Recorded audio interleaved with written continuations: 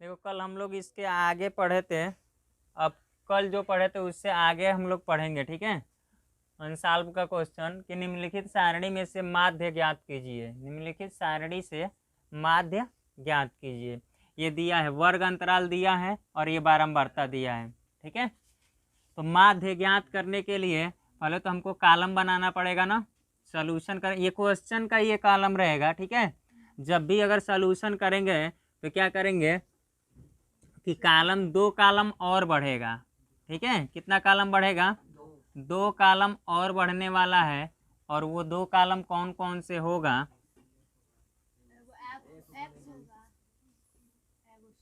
ये क्या होगा? ये मध्यमान वाला होगा कॉलम, एक मध्यमान वाला होगा एक्स जिसे कहेंगे, और एक वो क्या होगा? एफ गुणे एक्स, यही होगा ना। तो इसका मतलब हाँ, माध्य तो निकालना है ना। तो वाई इसमें कहाँ से कहा लिए निकालोगे?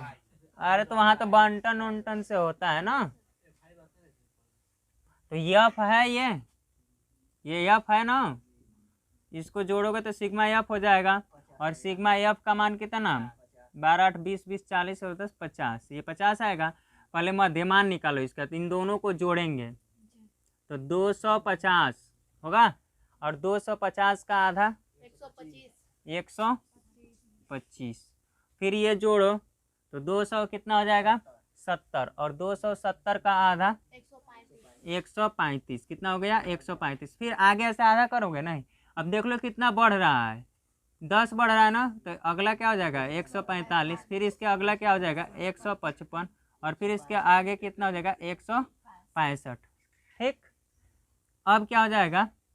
अब इसका एफ गुणे एक्स करोगे तो 125 दूना कितना? 250। 135 वटे 5 वटे 8 25 40, और 8 तरीके 24, और 24 और 4 28, और 8 का नाम 8, 8 और 2 10। अब यहाँ से क्या हो जाएगा? 12 12 25 60, और 12 चौको 48, 48 6 54, और 12 का नाम 12, 12 और 5 17। और ये हो जाएगा तो ये हो जाएगा 0, और 2 पचे 10, ठीक है। यहाँ से तो ये 0 हो जाएगा ना। एक हो जाएगा 5 दूना 10 कर 0, और ये हो जाएगा 15 दूना 30 1 31, यही आएगा ना। अब 8 से ये गुणा करो, 8 पचे 40, हाँ, और 8 8 छके 48, 48 और 4 52, और 8 का नाम 8, और 8 5 13। बहुत सही, कैलकुलेशन तो तुम्हारा एकदम सही है, ठीक है। तो अब क्या हो जाएगा? इतना हो जाएगा। अब क्या करेंगे? इसको क्या करते हैं? Sigma F x. तो जोड़ो इसको, तो ये क्या हो जाएगा? 0 होगा। 8 और 5 और 8 13, 13 4 17 2 19 कर 9, और ये हो जाएगा 3, 3 और 7 10, 10 और 1 11, 11 और 3 14, ठीक। और 1 2 2 3 5, 5 और 2 7, ठीक है। अब हमको क्या निकालना है? समांतर माध्य ना। तो समांतर माध्य बराबर क्या हो जाएगा? सिग्मा एफ एक्स बट्टे सिग्मा एफ होगा। तो सिग्मा एफ एक्स का मान कितना दिया है? 74 90, और सिग्मा एफ का मान कितना दिया है? 50। तो ये 0 से 0 कट गया, तो 74 9/5, 5 से काटो, 5 का नम 5, कितना बचा? 2। तो 5 5 चौको 20, और 5 9 45, 4 5 वट्ठे 40 होगा ना। तो इसका आंसर कितना आ जाएगा? 149.8। यही क्या हो जाएगा? समांतर माध्य हो जाएगा, और यही क्या हो जाएगा? आंसर हो जाएगा। नोट कर लो। देखो एक नाव की स्थिर जल में चाल 8 किलोमीटर प्रति घंटा है। यह धारा के दिशा में 22 किलोमीटर और धारा की विपरीत दिशा में 15 किलोमीटर 5 घंटे में जा सकती है। तो धारा की चाल ज्ञात कीजिए, ठीक है। तो जो चाल ज्ञात करना जिसकी, वही क्या कर लेंगे? मान लेते हैं। तो यहाँ से मानेंगे, माना धारा की चाल बराबर x किलोमीटर पर आवर, ठीक है। इतना है। अब प्रश्न के अनुसार चल लेंगे। प्रश्नानुसार क्या कर रहा है?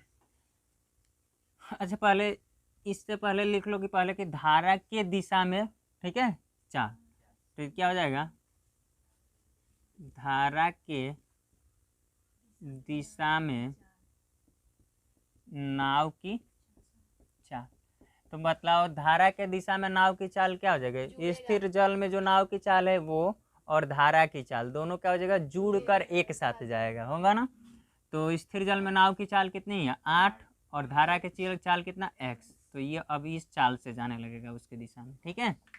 तथा धारा के विपरीत दिशा में, धारा के विपरीत दिशा में नाव की चाल, ठीक है। धारा के विपरीत दिशा में नाव की चाल कितना हो जाएगा, अब 8 है ये माइनस हो जाएगा ना, क्योंकि धारा का क्या करेगा, विरोध करेगा, तो ये हो जाएगा। अब यहाँ से चलेंगे क्या, प्रश्नानुसार।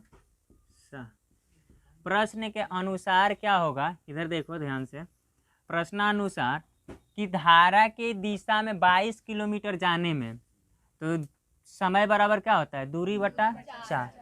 तो मतलब क्या होगा कि धारा के दिशा में 22 किलोमीटर जा रहा है वो टाइम, और फिर धारा के विपरीत दिशा में 15 किलोमीटर आ रहा है, 15 किलोमीटर, वो टाइम कुल मिलाकर कितना टाइम लग रहा है, 5 घंटा। यानी जाने में और फिर वापस आने में 22 किलोमीटर जाने में, 15 किलोमीटर वापस आने में कुल कितना टाइम लग रहा है, 5 घंटा। तो कहीं ना कहीं हम ऐसे लिखते देखते हैं कि कुल समय अगर निकालना है, यानी कि कुल समय, तो क्या हो जाएगा कि धारा की दिशा में जाने में, धारा की दिशा में जाने में लगा समय प्लस धारा के विपरीत दिशा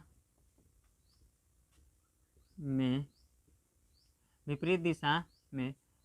आने में लगा समय होगा।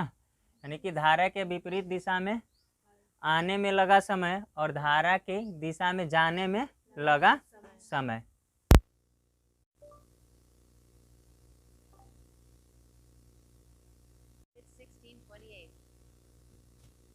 By the way, aeroplane mode is on, so you won't hear new notifications.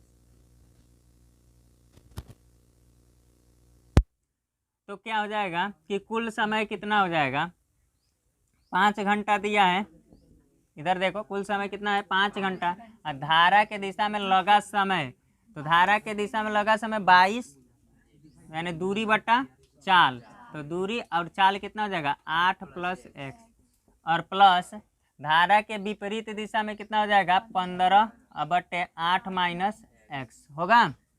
तो अब इसको हल करोगे तो ये क्या हो जाएगा, तिर्यक गुणा करा दो, तो ये हो जाएगा 22 × 8 - x प्लस ये हो जाएगा 15 × 8 + x बटे 8 + x, और ये हो जाएगा 8 - x, ठीक। तो ये हो जाएगा 5 और ये हो जाएगा 22 से, तो 8 दूना 16, 8 दूना 16 1 17, 176 - 22x और प्लस 15 बटे 120, और प्लस क्या हो जाएगा 15x, और नीचे देखो एक कोष्टक में a + b और एक कोष्टक में a - b, तो ये हो जाएगा 8 का स्क्वायर - x का स्क्वायर होगा, और ये हो जाएगा 5, और ये हो जाएगा 176 प्लस का 120, तो 200 क्या हो जाएगा 96 होगा। और यहाँ से कितना हो जाएगा, 15 में से 22 निकलेगा तो बताओ कितना हो जाएगा, -7, बहुत सही 7x, और ये कितना हो जाएगा 8 × 8 = 64 और माइनस का x², बट्टे में इधर आएगा तो गुणा में ऊपर लिख दें।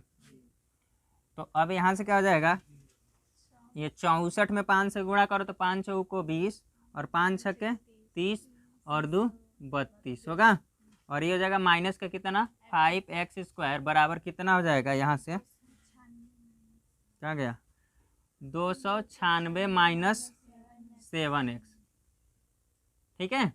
अब क्या करो, सबको उधर लेकर चले जाओ तो इधर बचेगा क्या 0, ये हो जाएगा प्लस का 5x² माइनस का 7x, और ये प्लस का 296 और इधर जाएगा तो माइनस का कितना 320 होगा, यानी 0 बराबर कितना 5x² माइनस का 7 और 96 घटाओगे तो ये कितना हो जाएगा 24 माइनस का आएगा 24। ठीक है, तो ये कितना हो जाएगा माइनस का 24। इसको सीधा लिख लो तो 5x² माइनस का क्या हो जाएगा 7x माइनस 24 इक्वल टू 0। ठीक है, अब क्या करो 24 गुणे 5 कर दो, 24 बच्चे 120 हो जाएगा और 120 का ऐसा गुणनखंड करो कि जोड़ने और घटाने पर क्या आ जाए 7 आ जाए। ठीक है, कितना आ जाए 7 आ जाए। तो कैसे होगा जोड़ने 120 15 अट्ठे 120, तो 15 में से 8 घटाओगे तो कितना आएगा 7। समझ आ रहा है ना, 15 गुणे 8, तो यहाँ से 15 माइनस 8 करोगे तो ये आ जाएगा, तो ये हो जाएगा 5x² और माइनस का कितना हो जाएगा 15x, ये प्लस का 8x माइनस का 24 इक्वल टू 0। क्योंकि घटाओगे अंदर ये चिन्ह प्रवेश करेगा तो प्लस कर देगा, डायरेक्ट लिखे हैं। ठीक है, अब इन दोनों में से क्या कॉमन दिखाई दे रहा है, यहाँ से 5x तो ये हो जाएगा x माइनस 3 और यहाँ से प्लस का 8 तो ये हो जाएगा x माइनस 3 इक्वल टू 0। तो यहाँ से हो जाएगा x माइनस 3, ये निकल गया तो बचा कितना 5x प्लस का x इक्वल टू 0। अभी दोनों ये गुणनखंड 0 के बराबर, तो x माइनस 3 इक्वल टू 0, तो x बराबर कितना 3 और ये लोगे ना तो 5x प्लस 8 इक्वल टू 0, तो 5x इक्वल टू माइनस का 8, यानी x बराबर माइनस के 8/5। आई क्या आ गया माइनस में ऋणात्मक आ गया, तो यह मान क्या कर देंगे छोड़ देंगे, यानी लेंगे कौन सा ये वाला। ठीक है, तो फाइनली आंसर क्या हो जाएगा, अतः धारा की चाल कितना माने हो x किलोमीटर पर आवर और x का वैल्यू कितना है 3, तो 3 किलोमीटर प्रति आवर क्या हो जाएगा, यही क्या हो जाएगा आंसर हो जाएगा। और ये कितना नंबर में पूछा था सवाल 6 नंबर में। ठीक है, नोट। चलो अगला सवाल देखो, समान ऊंचाई के दो स्तंभ 100 मीटर चौड़ी सड़क के दोनों ओर स्थित है। सड़क पर स्थित किसी बिंदु से स्तंभ के शिखर के उन्नयन कोण 60 अंश और 30 अंश है।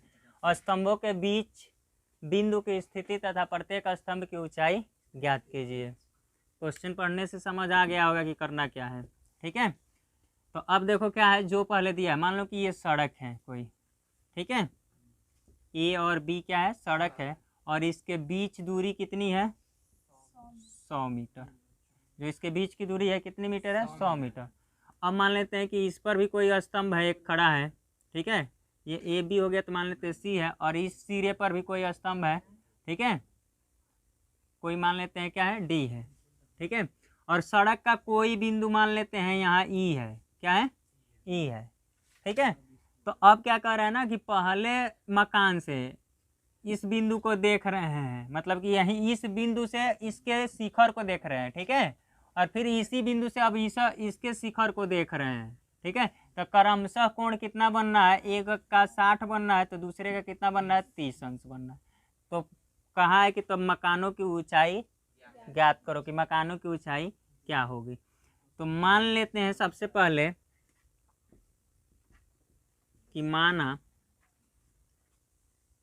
सड़क के कोई बिंदु ई है। ठीक है, यानी ई से मतलब बिंदु मकान ए से बिंदु ई के बीच की दूरी क्या मान लेंगे x मान लेते हैं। ठीक है, इसके बीच की दूरी क्या मान लेते हैं x।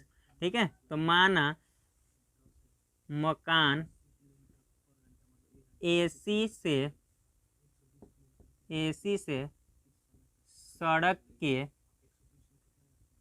किसी बिंदु ई की बीच दूरी कितना है x मीटर। ठीक है, कितना मीटर है x मीटर। तो जब ये x मीटर हो गया तो इससे कितना दूरी हो जाएगा मकान BD के, तो ये x हो गया तो पूरा 100 है, यहाँ से यहाँ तक लेकर पूरा क्या है 100 है, तो ये कितना हो जाएगा 100 माइनस x, क्या हो जाएगा 100 माइनस x। ठीक है, तो मकान BD से सड़क के बिंदु ई के बिंदु ई की दूरी कितना आ जाएगा 100 माइनस एक्स मीटर। और यही दोनों पूछा भी है सवाल में कि उसकी स्थिति बताना, उस बिंदु की क्या बताना है, स्थिति बताना है। यानी कि पहले मकान से उस बिंदु की स्थिति कहाँ है और दूसरे मकान से उस बिंदु की स्थिति कहाँ है, और दोनों मकानों के साथ साथ क्या बताना है, ऊंचाई भी बताना है। ठीक है, तो अब किस त्रिभुज से लेकर चलेंगे, त्रिभुज हाँ सी ए ई से, यानी समकोण त्रिभुज है ना ये, सी ए ई से। तो टेन थीटा, यानी टेन थीटा का मतलब टेन 60 अंश बराबर क्या होता है, लंब बटा आधार। तो सामने की भुजा क्या हो जाएगा, लंब, यानी कि क्या हो जाएगा ए सी, बटे आधार क्या हो जाएगा एक्स। तो टेन 60 का मान कितना, √3, और ये ए सी बटे एक्स। ठीक है, तो यहाँ से इसको इधर लेकर जाओ तो ए सी बराबर क्या हो जाएगा, x√3, इक्वेशन नंबर 1।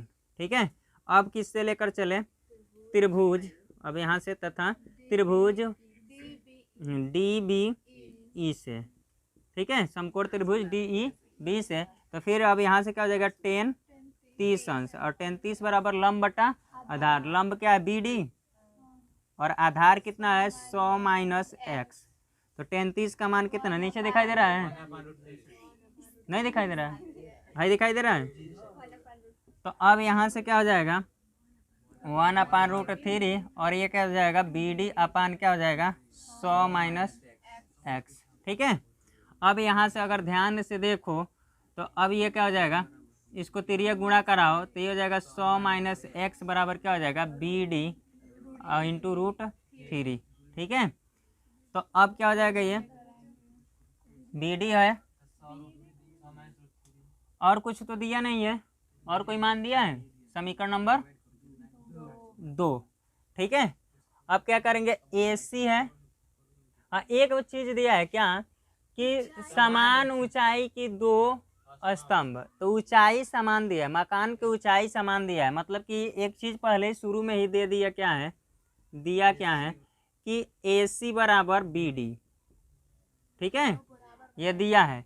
तो समीकरण 1 और 2 से तो ए सी के मानवा कहाँ रख देंगे, यहाँ बी डी की जगह पर। ठीक है, यानी कि समीकरण 1 से क्या हो जाएगा 100 माइनस एक्स बराबर इस बी डी का मान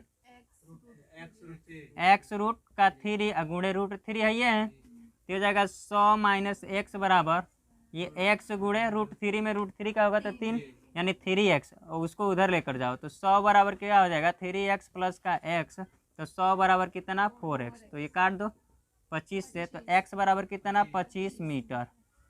ठीक है, तो x का एगो तो यही मान निकल गया, एगो तो यही पूछा है कि प्रथम मकान से उसकी स्थिति कितनी हो जाएगी 25 मीटर, और दूसरे मकान से उसकी स्थिति कितनी हो जाएगी 25, यहाँ रख दो तो 75 मीटर। यानी कि प्रथम मकान से, प्रथम अभी ये निकालते हैं बाद में, अभी और चीज तो इसकी ऊंचाई तो भी बताना है कि जो समान है। तो 25 का मान समीकरण 1 में रख दो। ठीक है, तो x का मान समीकरण 1 में रखने पर तो ए सी बराबर क्या हो जाएगा 25√3 मीटर, और ए सी बराबर बी डी, दोनों बराबर है ना, तो बी डी बराबर कितना ना 25√3, यही क्या है मकान की ऊंचाई है। तो मकान की ऊंचाई तो एक यही आंसर हो गया। ठीक है, दोनों मकानों की ऊंचाई कितनी है 25√3 मीटर। और क्या पूछा, स्थिति पूछा है। तो प्रथम मकान से ठीक है बिंदु ई की स्थिति, बिंदु ई की स्थिति क्या हो जाएगा 25 मीटर, तथा दूसरे मकान से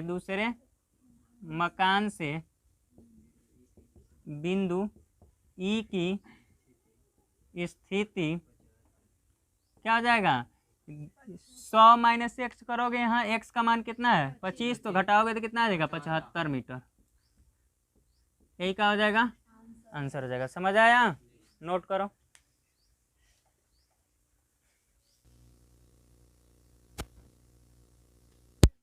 अगला जो सवाल दिया है कि 10 सेमी ऊंचाई और 6 सेमी आधार त्रिज्या के एक ठोस लंबवृत्तीय बेलन में से समान ऊंचाई और समान त्रिज्या वाला एक लंबवृत्तीय शंकु काट लिया जाता है। शेष बचे ठोस का कुल पृष्ठीय क्षेत्रफल ज्ञात कीजिए। ठीक है, तो देखो इधर जैसे क्या करना, ये देखो क्वेश्चन क्या कह रहा है, क्वेश्चन ये कह रहा है ना कि कोई ऐसे लंबवृत्तीय बेलन है, बात समझ आया। अब यह जिसकी ऊंचाई कितना दिया है, 10 सेमी ऊंचाई है, कितना है 10 सेमी, और आधार का जो त्रिज्या है वो कितना दिया है 6 सेमी, बात समझ आ रहा है। अब यहाँ क्या कर रहा है कि इस बेलन से ना समान ऊंचाई के और समान त्रिज्या के, ठीक है, क्या काट दे रहा है, एगो शंकु ऐसे काट देगा, बात समझ आया। अब ये शंकु काट कर ऐसे निकाल देगा, इसमें से निकल जाएगा। उसके बाद से पूछा कि अब जो शेष बचा है ठोस उसका पृष्ठीय क्षेत्रफल क्या होगा, तो क्या होगा पृष्ठीय क्षेत्रफल, देखो एगो बेलन का ही चारों ओर का साइड का ये हो जाएगा, और नीचवा का आधार का बचा रहेगा, और ऊपर का तो निकल जाएगा, ऊपर का तो ये घट जाएगा ना, ये बेलन का जो ये है ये वाला तो खत्म हो जाएगा। ठीक है, तो जो वो वाला ऊपर वाला क्या हो जाएगा खत्म, तो अब जो शेष बच जाएगा वो और क्या हो जाएगा, जब ये नीचे से इसमें निकल जाएगा, अंदर से निकल जाएगा, तो किस टाइप का पेपर लगाने वाला बनेगा, शंकु टाइप का, यानी कि शंकु का वक्र पृष्ठ। ठीक है, अब बेलन का ये वक्र पृष्ठ, यानी बेलन का संपूर्ण वक्र पृष्ठ लेंगे, बात समझ आया, बेलन का कैसा संपूर्ण वक्र पृष्ठ, लेकिन संपूर्ण में से ये वाला आधार वाला ये वो घट जाएगा, बात समझ आया, तो ये वो घट जाएगा, तो और जो बच जाएगा वो हो जाएगा, और प्लस इसके अंदर वाला जो बेलन है उसका क्षेत्रफल, दोनों को क्या कर देंगे जोड़ देंगे, तो कुल क्षेत्रफल निकल जाएगा। हाँ, लेकिन अगर ये से ध्यान दो, अगर यही आयतन पूछा होता तो क्या करते, तब जोड़ते नहीं, तब तो घटा देते। ठीक है, तो ये ध्यान रखना, तो बस सवाल में यही कहा है। तो अब यहाँ से सीधा सीधा जो चीज़ दिया है ये दे दिया है, तो हम डायरेक्ट देखो सवाल को अगर डायरेक्ट लिखना है तो ये तो दिया ही है, यानी कि बेलन की क्या है, बेलन की ऊंचाई h बराबर कितना 10 सेमी। ठीक है, और क्या दिया है, त्रिज्या कितना दिया है, त्रिज्या r बराबर 6 सेमी। ठीक है, शंकु का भी वही ऊंचाई है और वही त्रिज्या है। ठीक है, यानी कि शंकु की ऊंचाई यानी यह चाहिए है, यानी 10 ही सेमी है। ठीक है, और त्रिज्या क्या है, त्रिज्या r बराबर 6 सेंटीमीटर है। ठीक है, तो अब हम डायरेक्ट और कुछ नहीं, डायरेक्ट जो सवाल का है वही लिखेंगे। ठीक है, तो क्या कहा, शेष बचे ठोस का कुल पृष्ठीय क्षेत्रफल, तो लिखेंगे क्या कि शेष बचे ठोस का कुल पृष्ठीय क्षेत्रफल क्या हो जाएगा, बेलन का संपूर्ण पृष्ठीय क्षेत्रफल है ना, यानी कि बेलन का संपूर्ण पृष्ठ प्लस शंकु का वक्र पृष्ठ और माइनस क्या है, ये एगो है ना ऊपर का आधार वृत्त टाइप का है, तो आधार का क्षेत्रफल। ठीक है, बेलन के आधार का या शंकु के आधार का क्षेत्रफल। ठीक है, शंकु के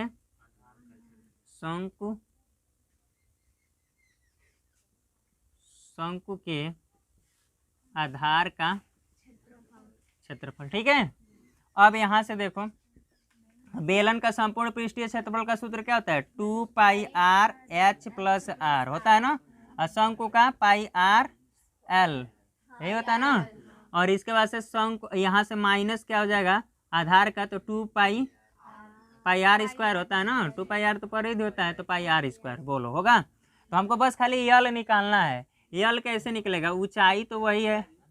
ठीक है, तो पाइथागोरस पर में लगाएंगे ना, तो ये तिर्यक ऊंचाई जिसे निकल जाए, तो पहले तो यहाँ से यल निकाल लो, तो यल निकालोगे तो क्या हो जाएगा अंडर रूट में h का वर्ग प्लस r का वर्ग, और h कितना है 10 का वर्ग प्लस r कितना है 6 का, तो ये कितना हो जाएगा 100 प्लस 36, तो ये कितना 136, यल का मान 136 सेमी आ गया। ठीक है, क्या वो अब कटेगा, ये 4 से कट जाएगा ना, हाँ 12 गुणे 16, 4 रुक जाओ, 4 से काटोगे ना, 4 3 12, एगो बचा कितना 4 3 12 1 4 चौको 16 गुड़े 4 तो ये हो जाएगा 2√34 सेमी यानी यल का मान ये आ गया।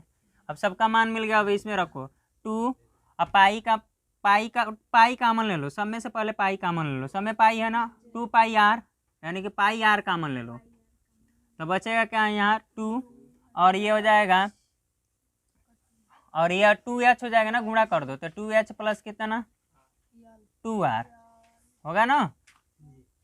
और यहाँ से कितना हो जाएगा प्लस का पाई आर कामन है तो यल बच गया और माइनस का आर बच गया। ठीक है तो ये हो जाएगा पाई आर और ये हो जाएगा 2h का मान 10 कौन यार ये 2 से गुणा खाली पाई और आर ही ना निकाले 2 तो बचा है तो 2h और 2r नहीं होगा इसमें से बस यही ना निकला है।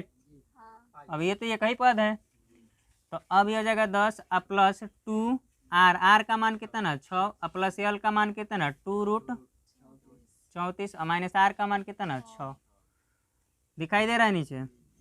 तो पाई आर और ये 10 दूना 20 6 दूना 12 और माइनस का कितना हो जाएगा प्लस का 2√34 माइनस का 6 तो ये देखो ये हाई दिखाई दे रहा है, ये दिखाई दे रहा है ना। अब इसके आगे तो हो जाएगा पाई आर तो देखो 12 और ये 32 में से 6 निकलेगा कितना होगा 32 में से 6 निकलेगा तो कितना हो जाएगा 26 होगा।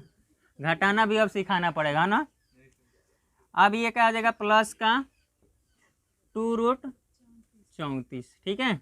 अच्छा ये भी तो आर का मान दिया है ना, चलो अब रख लेते हैं। तो पाई आर का मान 6 ये भी है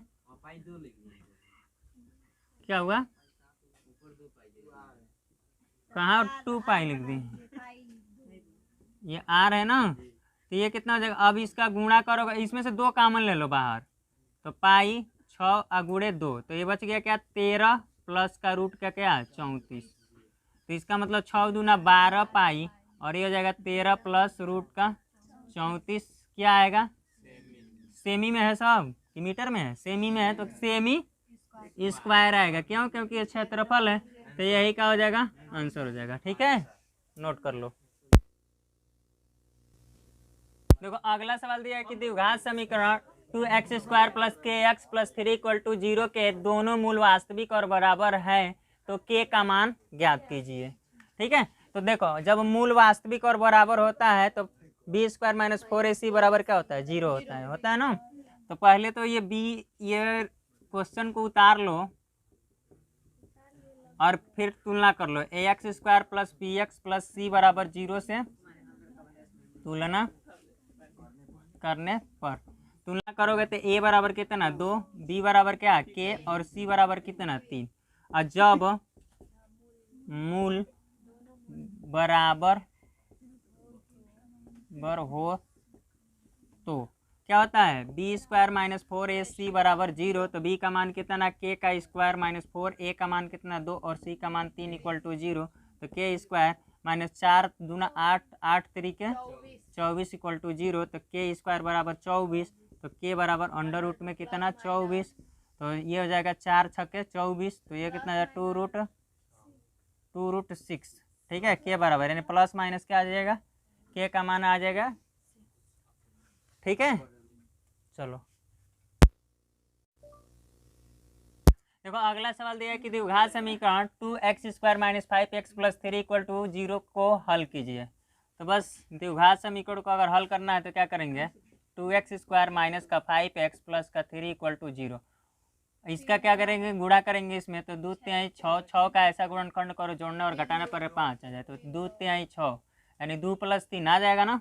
तो 2x² - 2x माइनस का कितना 3x प्लस 3 = 0 देखो 3 2 5 आ जाएगा ना। इन दोनों में अब कामन ले लो इन दोनों में कामन कितना है 2x तो x माइनस क्या हो जाएगा 1 और माइनस के यहाँ से 3 कामन ले लो तो x माइनस का क्या हो जाएगा 1 = कितना 0 तो इन दोनों में x - 1 तो अब यहाँ से निकल गया तो बचा क्या 2x माइनस का 3 = 0। अब इन दोनों में x - 1 = कितना 0 तो x बराबर कितना 1, और यहाँ से क्या हो जाएगा